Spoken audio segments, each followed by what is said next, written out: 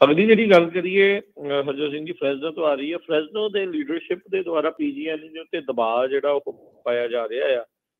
उन्होंने एक meeting recently जी की है कैलीफोर्निया बिल्डिंग इंडस्ट्री एसोसीएशन दे नाल PG&E दे एग्जैक्टिव्स जिहड़े आ उन्हां दे नाल भी इस मीटिंग दे विच कहंदे फ्रेजनो के लीडर मेयर जेरी डायर ते सिटी काउंसल मैंबरस ने PG&E नूं कॉल आउट किया सी क्योंकि सेंट्रल वैली दे विच इन्हां दे रेट्स सब तो हाई देखे जा रहे हैं तो अटेंशन वो बिल्कुल भी जिहड़ा वो नहीं दे रहे।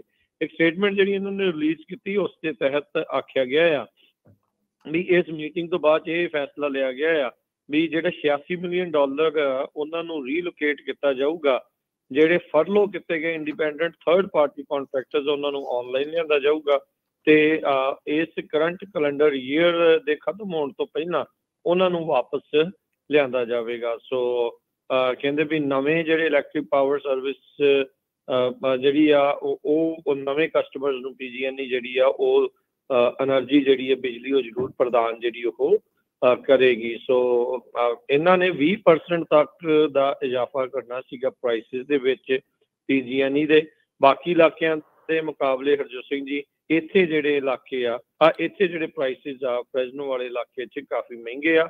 सो हुण इत्थों दी लीडरशिप दबाव पा रही है, ये देखना होगा भी ये सुनते ने या नहीं। जी जी अगली होर बात चलिए ਜਿਹੜੇ ਟੋਰਨਾਡੋਜ਼ ਆ ਕਹਿੰਦੇ ਵੀ ਕੈਲੀਫੋਰਨੀਆ ਦੇ ਵਿੱਚ ਵੀ ਪੋਸੀਬਲ ਹੈਗੇ ਆ।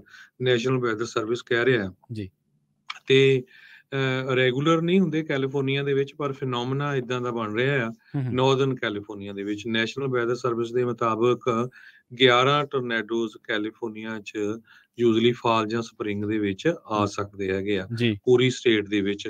ਤੇ ਜਿੱਥੇ ਇਹ ਟੋਰਨੇਡੋਜ਼ ਆ ਸਕਦੇ ਆ north of Merced all the way to Redding ਤੇ ਇਸੇ ਤਰ੍ਹਾਂ ਗ੍ਰੇਟਰ ਸੈਕਰਾਮੈਂਟੋ ਏਰੀਆ ਚੀਕੋ ਤੇ ਹੋਰ ਕੁਝ ਸ਼ਹਿਰ ਸੈਂਟਰਲ ਕੈਲੀਫੋਰਨੀਆ ਦੇ ਵਿੱਚ।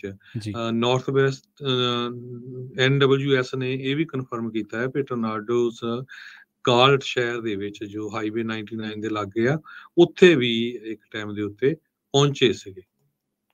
ਜੀ